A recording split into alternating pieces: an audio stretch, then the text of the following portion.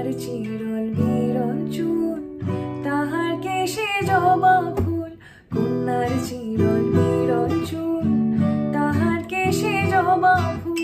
সেই ফুল পানিতে ফেলা, কন্যা করলো ভুল।